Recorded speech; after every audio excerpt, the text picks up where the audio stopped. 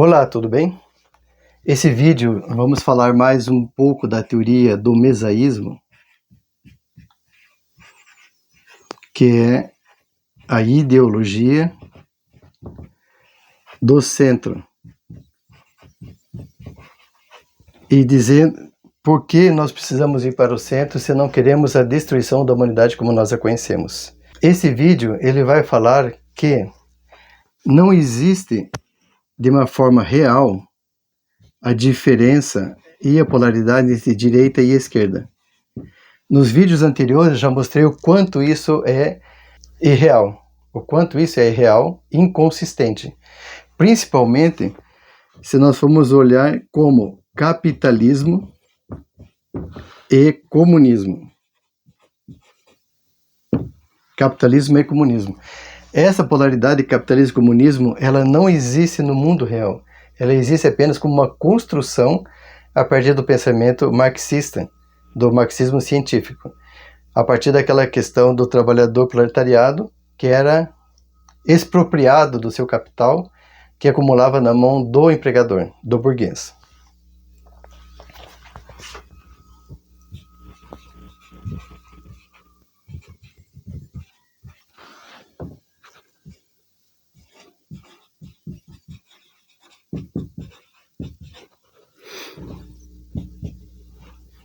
E uma questão muito importante que eu já comentei anteriormente é que todo esse processo aqui é um jogo de poder.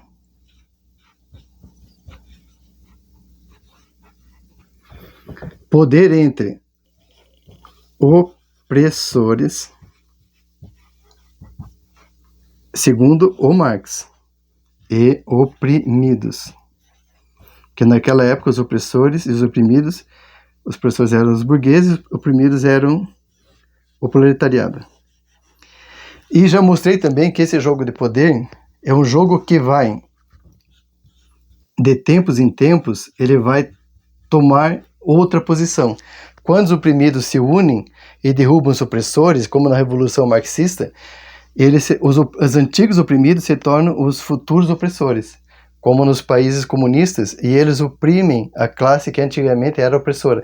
Porque no jogo de poder, só se trocam as posições, mas o jogo de poder nunca acaba. Nunca acaba. Enquanto houver interesse pelo poder, esse jogo nunca acaba. E por isso que nós caminhamos para a destruição da humanidade como nós a conhecemos. Então, o que eu quero colocar hoje nesse sentido? É que, inicialmente, para Marx, o processo estava apenas delineado dessa forma. Existia uma burguesia, que era o dono das fábricas, existiam os operários que estavam sendo explorados pela burguesia, gerando um jogo de poder de opressores e oprimidos. Então, o Marx se resumia a isso apenas.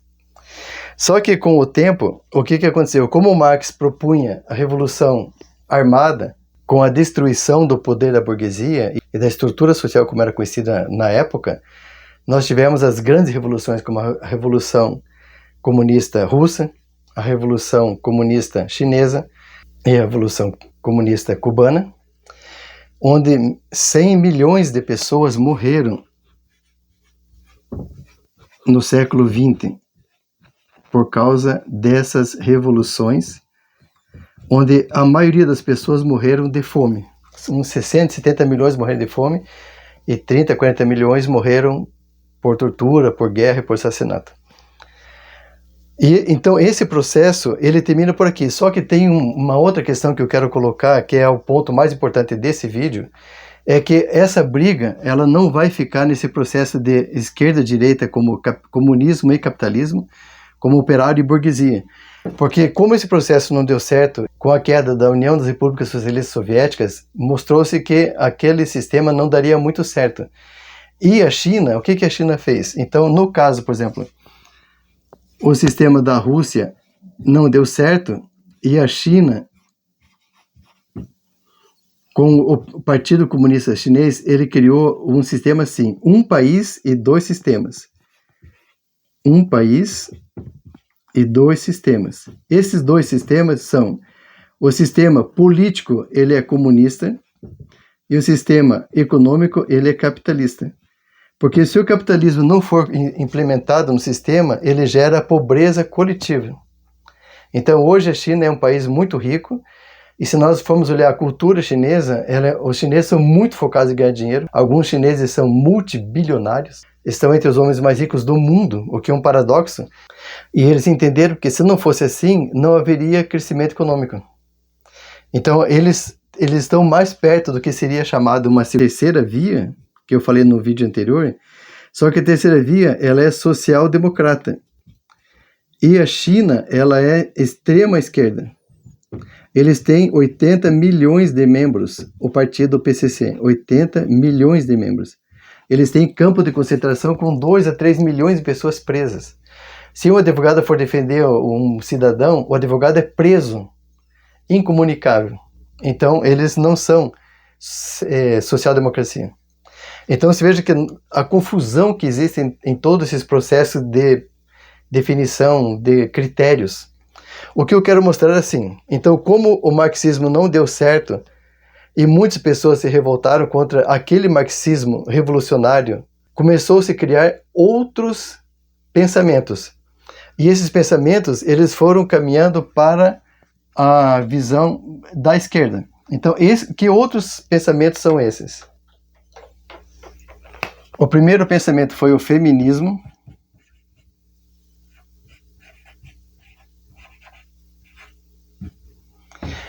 Onde Simone de Beauvoir, ela fala aquela famosa frase: ninguém nasce mulher. Ninguém nasce mulher. Torna-se mulher. A mulher é uma construção cultural, ela não é biológica. Então, o feminismo foi o primeiro movimento, principalmente quando as mulheres foram para o mercado de trabalho, né, e começaram a exigir o seu espaço, movimento ligado mais à esquerda. Depois, o sindicalismo, os sindicatos.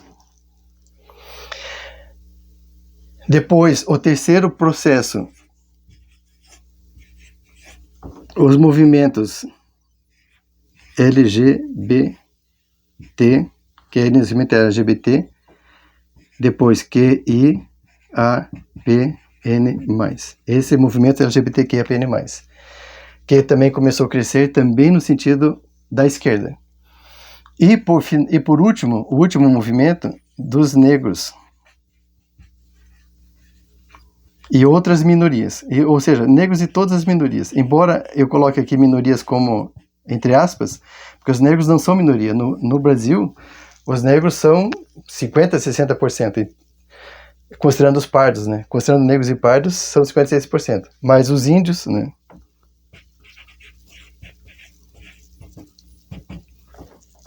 Então, o que eu quero demonstrar com isso? Que a esquerda, quando saiu do marxismo revolucionário, porque ele não deu certo, ele foi captando outras pessoas, que se nós formos olhar isso aqui, tudo, ele está no quê? Ele se encaixa aqui como oprimidos. Então, o socialismo atual, ele foi focando em todos os oprimidos. Quem eram os oprimidos? E aí, os oprimidos são as mulheres, os trabalhadores, os LGBTQIAPN+, os negros, os índios e todas as minorias. Tudo que foi oprimido. Oprimido por quem? Oprimido pelo burguês. Então, a segunda era do marxismo é uma era que não é mais voltada para o capital e trabalho, proletariado e burguesia, mas é focado nos opressores e nos oprimidos. Então, todos que forem opressores são de direita. E todos que são oprimidos são de esquerda. Então, essa é a ideia que se construiu no século XXI. Só que qual que é o problema? O problema aqui é que essa polaridade, essa luta, ela deixou de ser, então, capitalismo sobre comunismo, porque o capital ele foi incluído nos países comunistas. O melhor exemplo é na China, mas num país, por exemplo, que tem uma ditadura de esquerda, um empresário ele pode ganhar dinheiro. Ou seja, o capitalismo não é rejeitado. Mas o que existe é um estado máximo, onde existe um ditador, um autocrata, controlando toda a economia e todo o sistema de comunicação e todo o restante, inclusive as religiões. Então, dentro desse processo, dessa polaridade, o que acaba acontecendo? Não são os capitalistas que vão se opor ao comunismo. Não é mais possível, porque o capitalismo ele se infiltrou no comunismo, nos países comunistas. A única resistência que a esquerda vai encontrar, e vai ser uma resistência muito grande e muito perigosa, que já está acontecendo no Brasil e no mundo, na Europa, em várias partes do mundo, são os burgueses com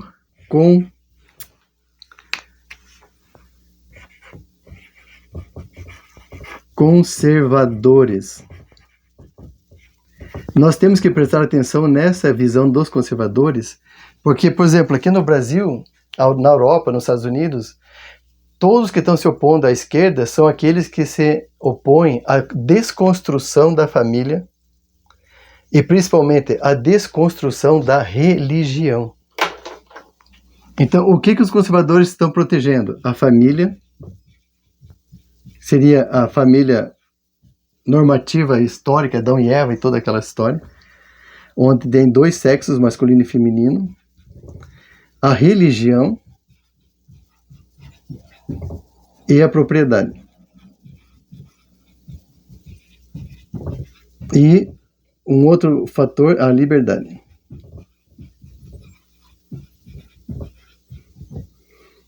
Família, religião, propriedade e liberdade.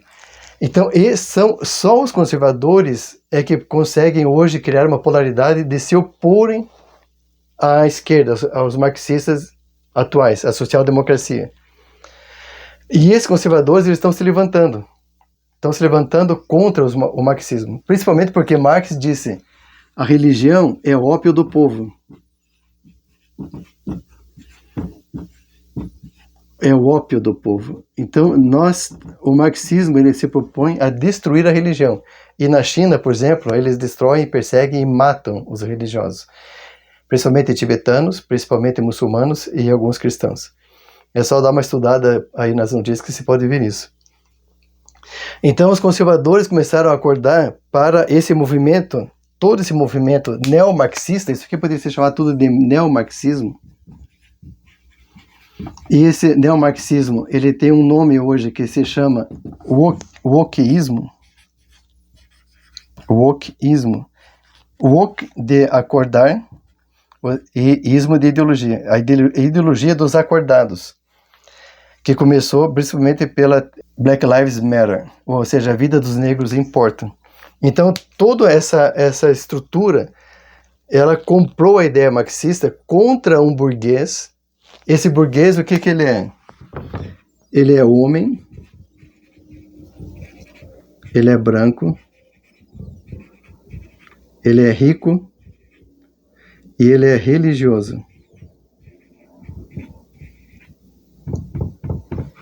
Homem branco, rico e religioso. Então se vê que ainda existe a polaridade, ainda existe o jogo de poder, onde essa esquerda ela se aliou ao conceito de oprimidos, esses oprimidos pelos opressores burgueses que são masculinos, brancos, ricos e religiosos.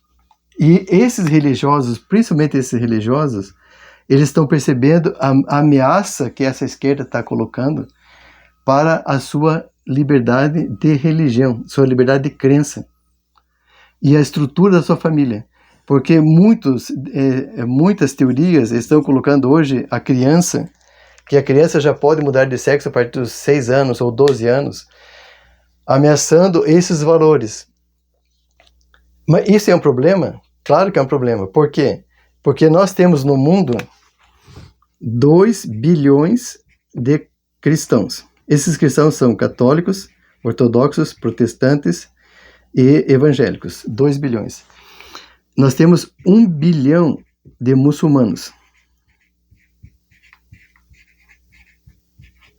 E 1 bilhão de budistas.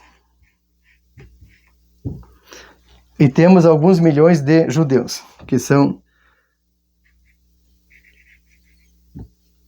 Os judeus são minoria, mas são também a religião que deu origem ao islamismo e ao cristianismo.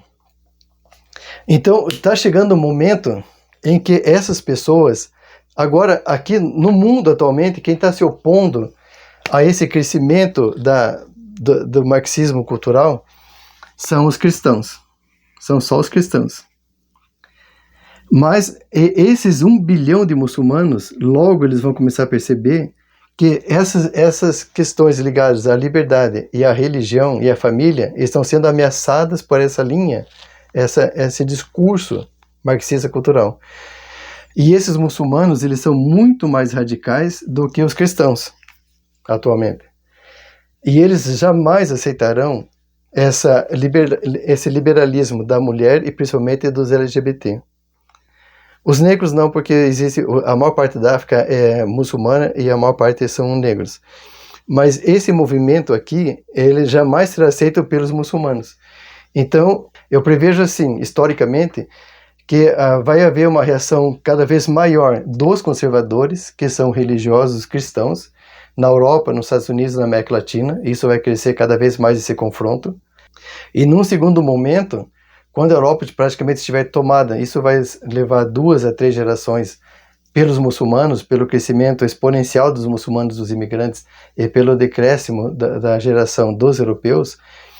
Esses muçulmanos, eles vão fazer uma guerra santa contra esses movimentos marxistas, porque o primeiro ponto, os islâmicos, os muçulmanos odeiam o marxismo, porque o marxismo odeia a religião.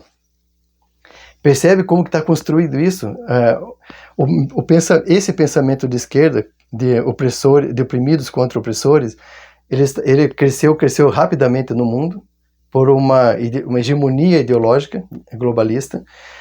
Os conservadores perceberam esse crescimento e estão se opondo, principalmente os cristãos, e futuramente os muçulmanos vão perceber e vão se opor. Então, nós ainda teremos muitos conflitos no mundo, Nós vemos, por exemplo, atualmente o Putin é da igreja cristã ortodoxa, ele se opõe violentamente contra os homossexuais e casamento homossexual. Na China, o PCC, ele se opõe violentamente contra os homossexuais. Existe toda uma ideologia de que o chinês tem que ser um guerreiro, preparado para lutar. Existem vários sistemas de opressão do movimento LGBT na China. Então você veja que esse crescimento ele vai ter um aumento exponencial, e pela polarização, como no Yin do Yang, ele vai ter um crescimento exponencial por aqui também, e vai haver um choque violento. E essas pessoas aqui não estarão preparadas para enfrentar toda essa oposição aqui. Por isso que a solução final para a humanidade tem que ser o mesaísmo, onde nós paramos todo esse processo, nós saímos dessa polarização, nós paramos de ser inimigos uns dos outros e vamos todos sentar para conversar. Ou seja, nós teremos muito mais aliados, 2/3 da humanidade como aliados, e muito menos inimigos. E acredito que essa seja a única solução viável para a nossa humanidade.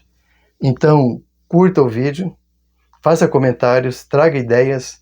O importante é que essa mensagem cresça para o mundo, cresça para a salvação da própria humanidade. Encaminhe para pessoas que você acha que podem entender essa ideia e alimentá-la para que ela possa crescer rapidamente no mundo, que ela possa fazer o maior bem possível para o maior número possível de seres humanos. Muito obrigado, até a próxima.